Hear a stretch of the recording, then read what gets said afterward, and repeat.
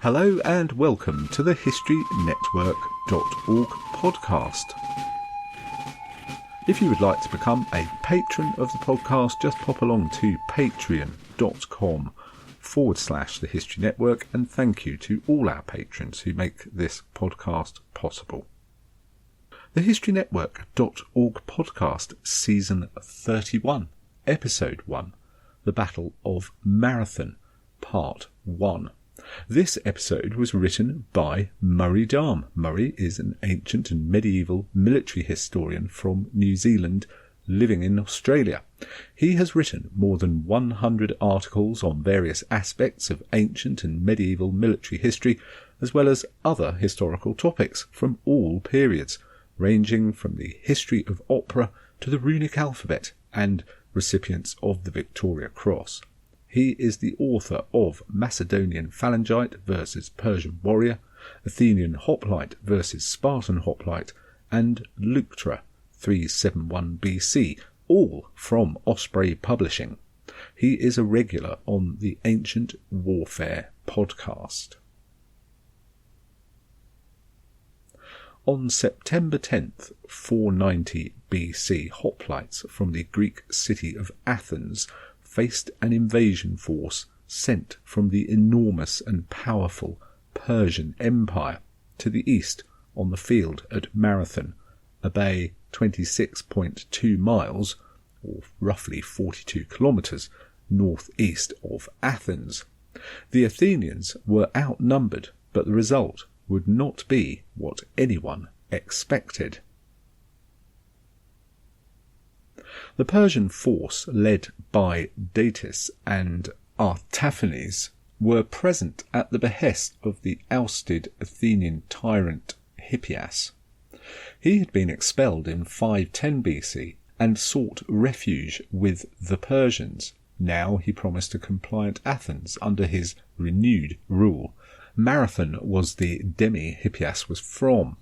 When Hippias had been expelled, Athens embarked on a revolutionary new political system, democracy.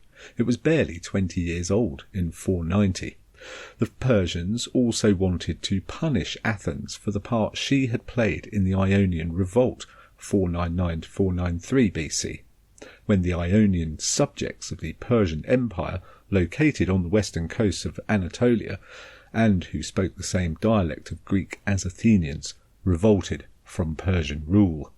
Only two Greek communities sent assistance to the Ionians, Athens and the city of Eretria on the island of Euboea. The culmination of the revolt before it was suppressed in 494 was to sack and burn the ancient capital of Sardis. According to Herodotus, the Persian king Darius I was told daily, "Remember Athens," to keep his anger at the sacrilege of the burning of Sardis's temples fresh.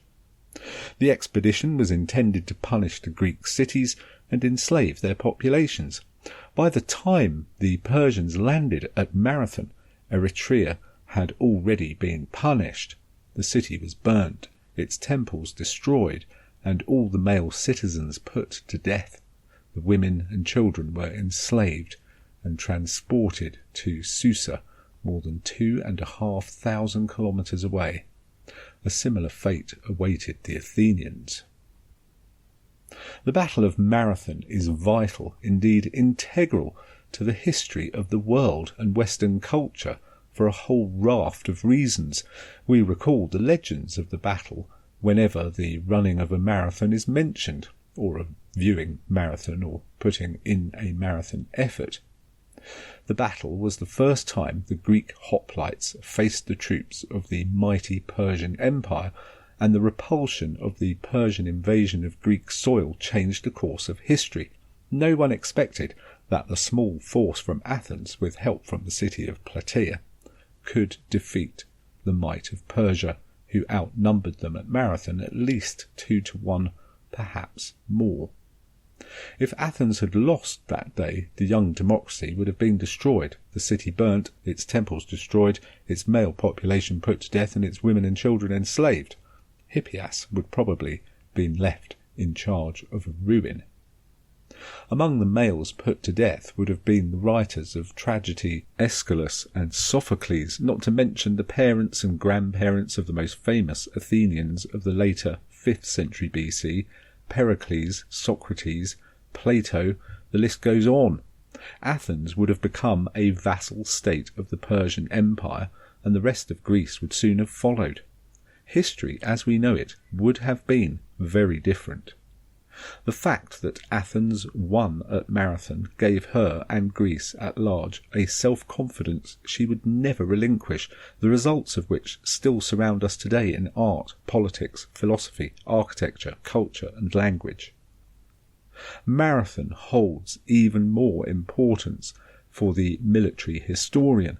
It is the first battle explored by reliable written history.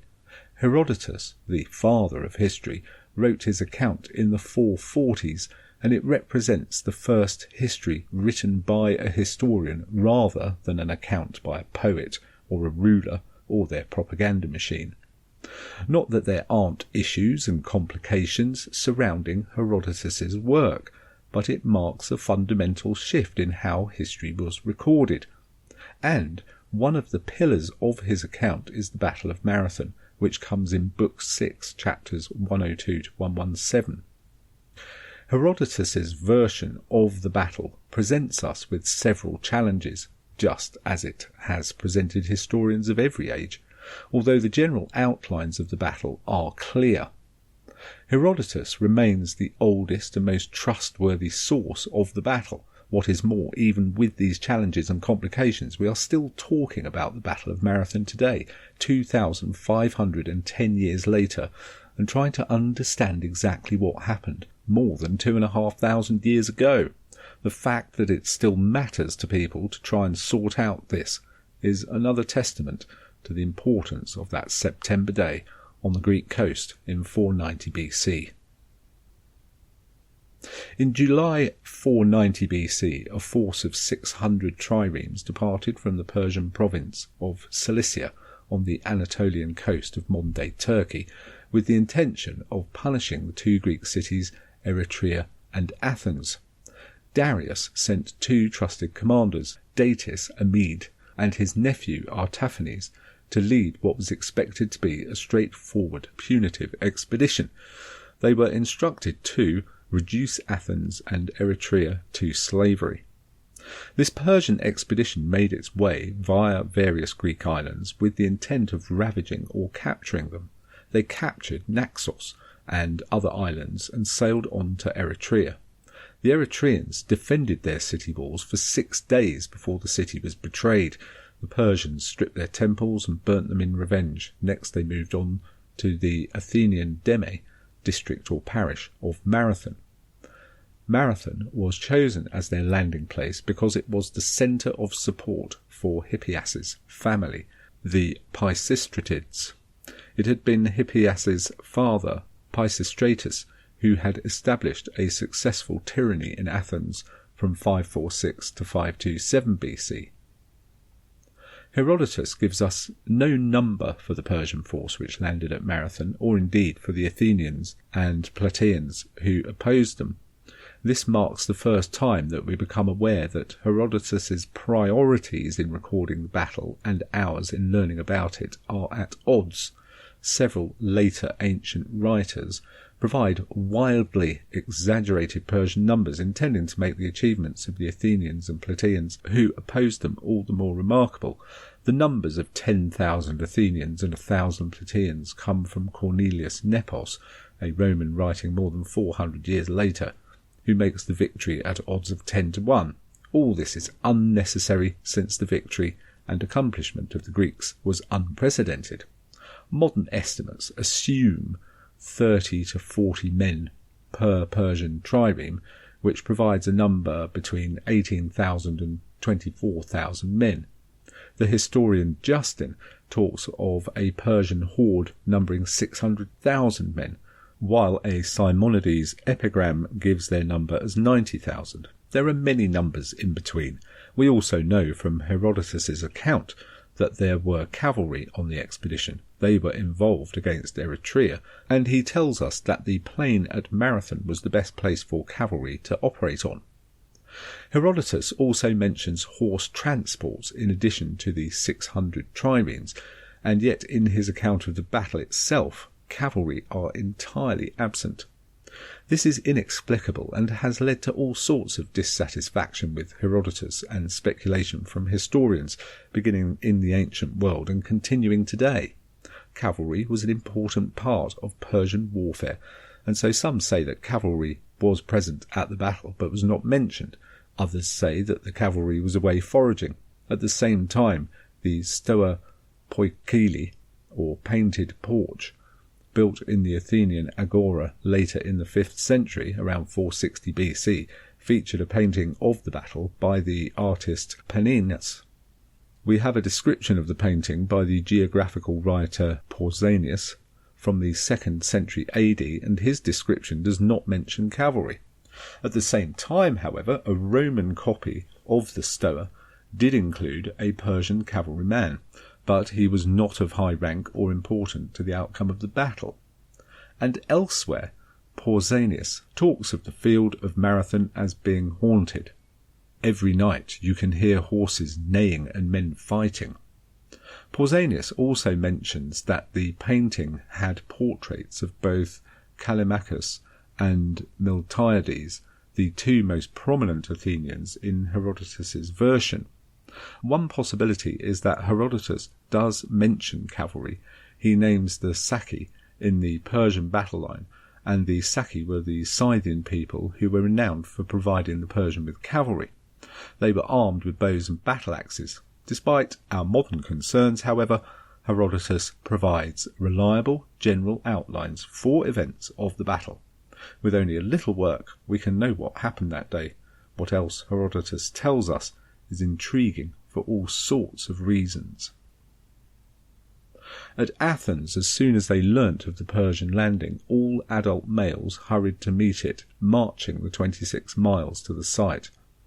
This was the pandemi, or full levy of hoplites at Athens, when every man between the ages of 18 and 60 donned armour and shield and served in the phalanx. Pausanias even mentions Athenian slaves fighting beside their masters at the battle.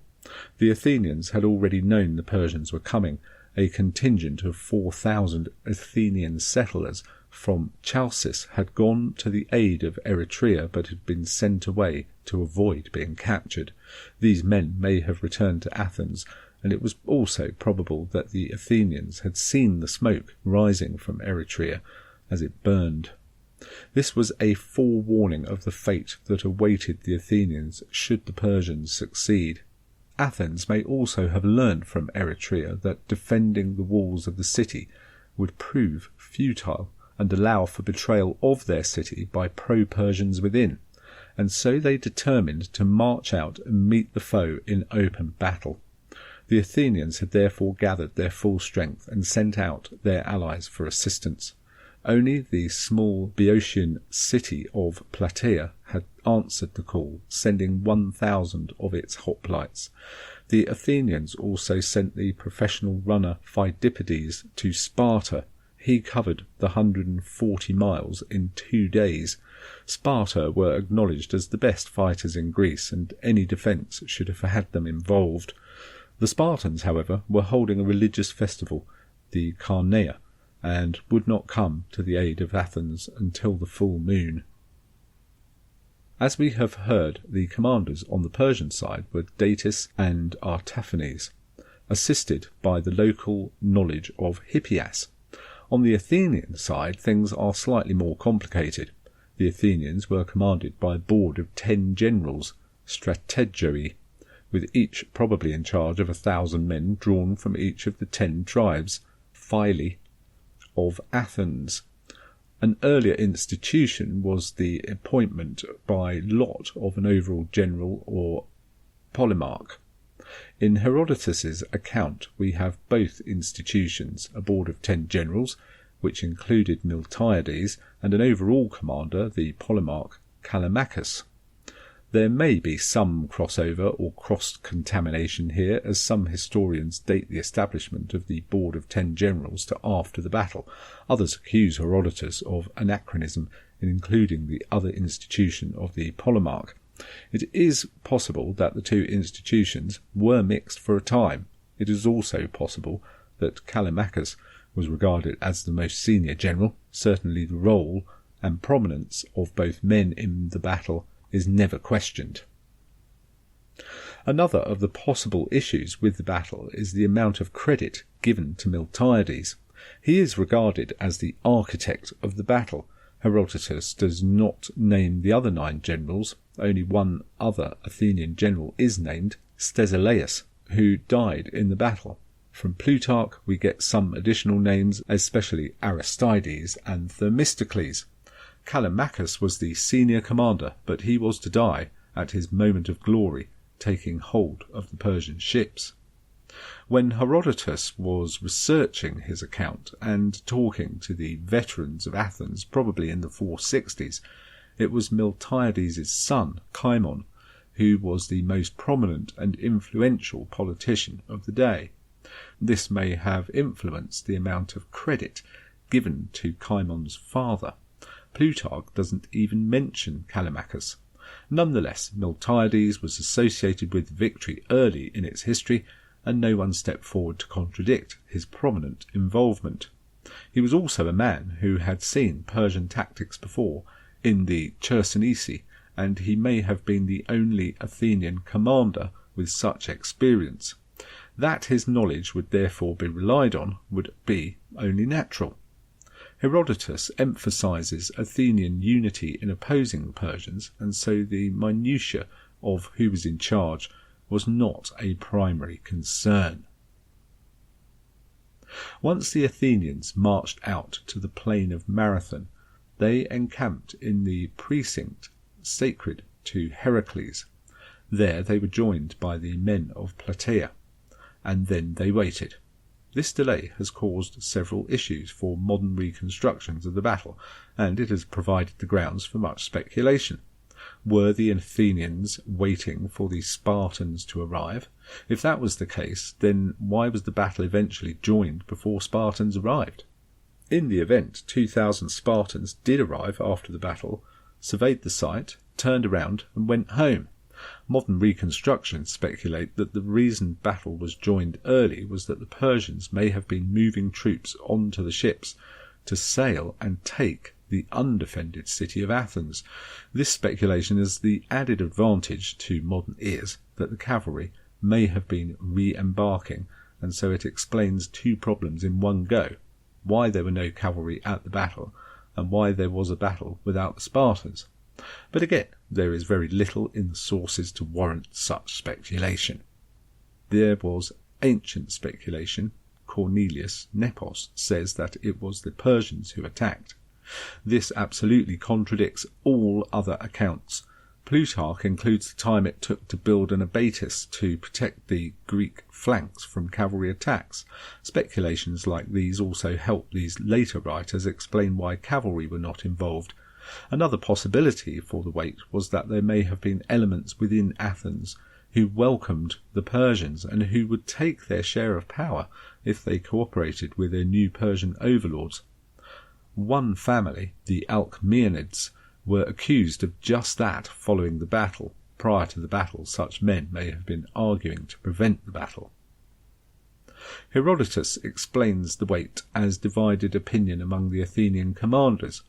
Here, Herodotus's picture of the command structure works perfectly.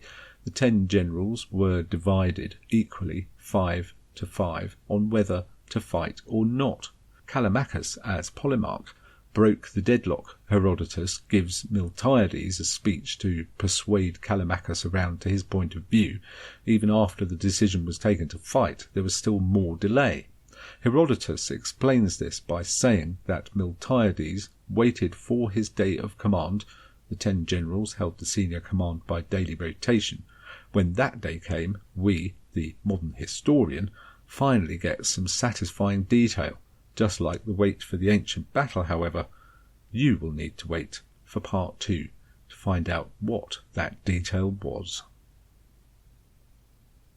Well, join us again in a couple of weeks for that part 2 of the Battle of Marathon by Murray Darm.